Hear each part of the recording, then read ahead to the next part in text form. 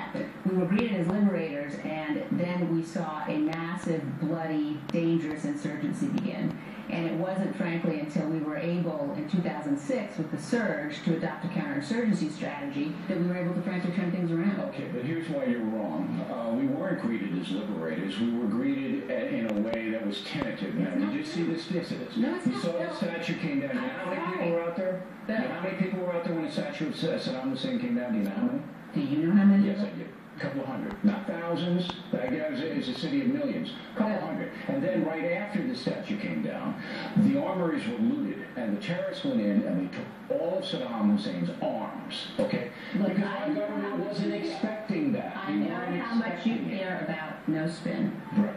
And I think it's really important here. Saddam was an incredibly repressive dictator. No doubt. The Iraqi people were very glad to see him go. Saddam had in place, there were elements from his regime that stayed in place. There were elements from Al-Qaeda, elements from Iran, who were there, who were ready, who launched a very bloody insurgency. Correct. And it was not anticipated by us. That insurgency it was not anticipated by everyone. No, I think that's true. It was not anticipated. But when we removed Saddam Hussein, we made sure that there wasn't going to be somebody in place who we knew had ties to terror, who we knew how to make weapons of mass destruction, who we knew had used them before, who we knew was supporting terrorists.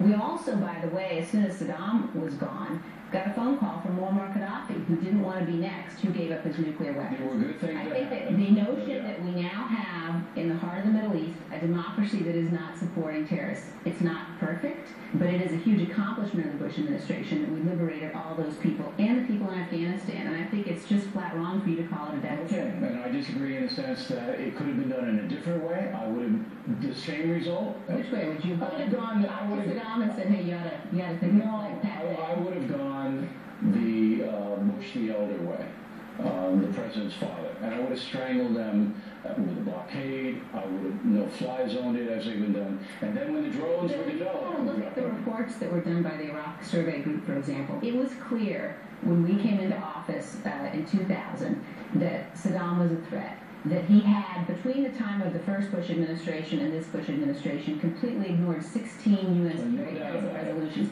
that the sanctions regime was crumbling. So it's just not accurate to say he was in a box, we could have strangled him. And after 9/11, we couldn't run the risk that somebody like Saddam was going to share technology about WMD with the enemy. I don't expect you and your father to agree with me, okay?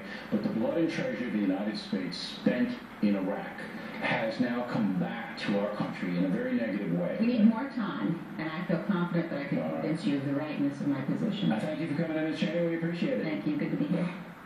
And we